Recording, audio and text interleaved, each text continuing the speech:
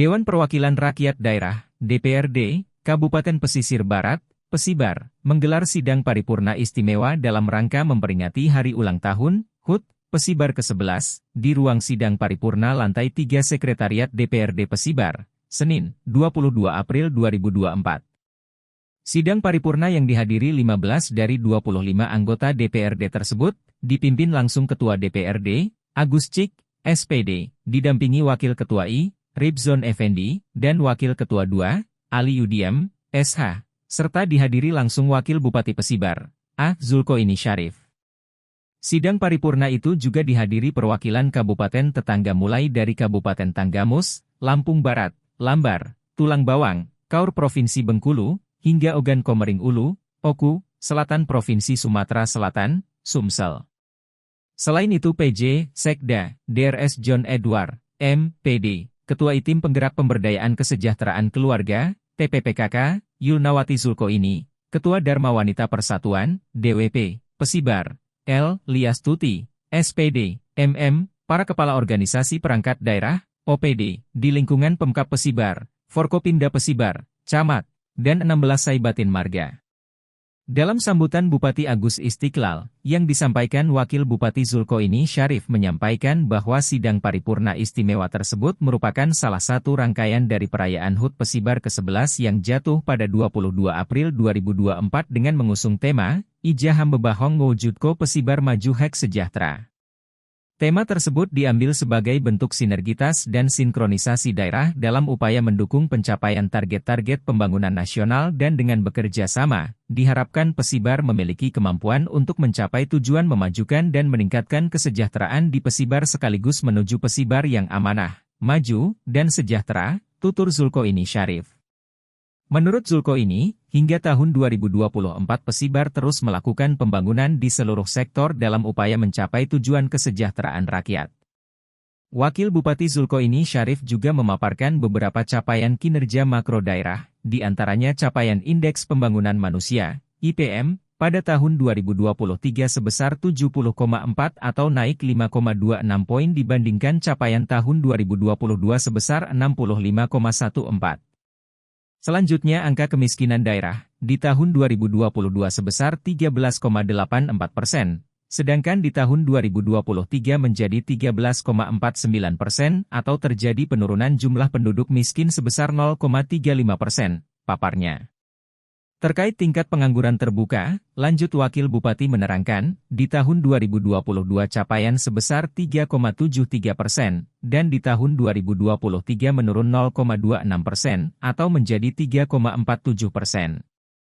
Berkaitan dengan pertumbuhan ekonomi, pada tahun 2022 sebesar 2,88%. Angka ini naik sebesar 0,54%. Sehingga pada tahun 2023 tercatat 3,42%, lanjutnya. Lebih lanjut Zulkoini merincikan, terkait produk domestik regional bruto, PDRB, per kapita pada tahun 2022 sebesar 32,46 juta rupiah, pada tahun 2023 mengalami peningkatan menjadi Ro33,78 juta atau naik sebesar 1,32 juta rupiah. Sementara untuk indeks Gini tahun 2023 tercatat sebesar 0,315 atau turun 0,025 dari sebelumnya tahun 2022 tercatat 0,290, terangnya. Tidak hanya itu, Zulkoini juga menyampaikan beberapa capaian yang menjadi sasaran dalam Rencana Pembangunan Jangka Menengah Daerah, RPJMD, tahun 2021 hingga 2026. Seperti tingkat kemantapan jalan daerah pada tahun 2022 sebesar 39,53% dan meningkat menjadi 44,31% pada tahun 2023 atau naik sebanyak 4,78%. Dijelaskannya, persentase penduduk yang memiliki akses terhadap sumber daya air yang sehat tercatat 24,51% pada tahun 2023, meningkat 6,45% dari sebelumnya tahun 2022 sebesar pukul 18.06%. Selanjutnya terkait rasio jaringan irigasi tercatat 56,10% pada tahun 2022 dan tahun 2023. Terkait nilai tukar petani pada tahun 2023 sebesar 109,93%, naik 5,59% dari tahun 2022 sebesar 104,34%. Dan terkait pertumbuhan wisatawan sebesar 23,28% pada tahun 2022 dan menjadi 23,19% pada tahun 2023 atau turun 0,09%, ujarnya. Masih kata Wakil Bupati, persentase rumah tidak layak huni, RTLH, sebesar 18,18% pada tahun 2022 dan turun 5,26% menjadi 12,92% pada tahun 2023. Terkait rasio elektrifikasi sebesar 68,95% pada tahun 2022 dan 2023. Dan untuk jumlah pekon tertinggal pada tahun 2022 sebanyak 14 pekon dan pada tahun 2023 tersisa 4 pekon, sedangkan pekon sangat tertinggal sejak tahun 2021 sudah tidak ada, ungkap Wakil Bupati.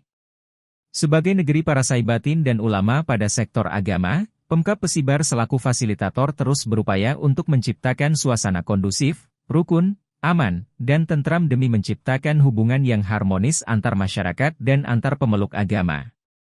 Pemkab Pesibar hingga saat ini juga terus berupaya melestarikan budaya daerah, mulai dari pembinaan dan pengenalan budaya daerah kepada anak-anak sejak dini, pelaksanaan event kebudayaan untuk mempromosikan budaya khas ke publik serta mencatatkan 9 objek karya budaya Pesibar sebagai warisan budaya tak benda, WBTB, Pesibar pada Kementerian Pendidikan, Kebudayaan, Riset, dan Teknologi, Kemendikbudristek. Ia juga menerangkan, di usianya yang ke-11 tahun, Pesibar masih mengalami beberapa permasalahan daerah, antara lain keterbatasan sarana dan prasarana pemadam kebakaran, damkar. Beberapa upaya yang akan dan telah dilakukan adalah dengan penambahan jumlah unit mobil damkar, pemasangan pompa hidrat air pada beberapa lokasi strategis dan rawan kebakaran dan bantuan rehabilitasi korban kebakaran. Tidak adanya akses jalan aspal menuju Pekon Wei Haru, Bandar Dalam, Siring Gading, dan Wei Tias. Pemkab Pesibar tetap fokus dan berupaya maksimal agar pembangunan infrastruktur jalan di wilayah tersebut dapat terwujud, pungkas Zulkoini. Zulkoini menandaskan, Pemkab Pesibar juga memiliki beberapa rencana ke depan yang akan dilakukan, yakni optimalisasi penerapan standar pelayanan minimal sesuai dengan regulasi, penanganan gizi buruk dan stunting serta upaya pencapaian kabupaten layak anak, telah. Selain itu, mempercantik dan menata kota Krui, menjadi kota perdagangan yang asri melalui penataan bangunan khususnya di sepanjang ruas Simpang Kerbang Kecamatan Wei Krui hingga Simpang Bandara Pekon Serai Kecamatan Pesisir Tengah. Rencana lainnya yakni terus memperbaiki hubungan ke semua stakeholders untuk dapat lebih kompak dalam usaha melaksanakan pembangunan daerah sesuai dengan peraturan perundang-undangan, tukasnya. Kegiatan tersebut diakhiri dengan pemotongan tumpeng yang dipimpin langsung Ketua DPRD Agus Cik dan diterima langsung oleh Wakil Bupati Zulkoini Syarif diikuti oleh sejumlah tamu undangan. Allahumma shalli wa sallim wa barik alaihi.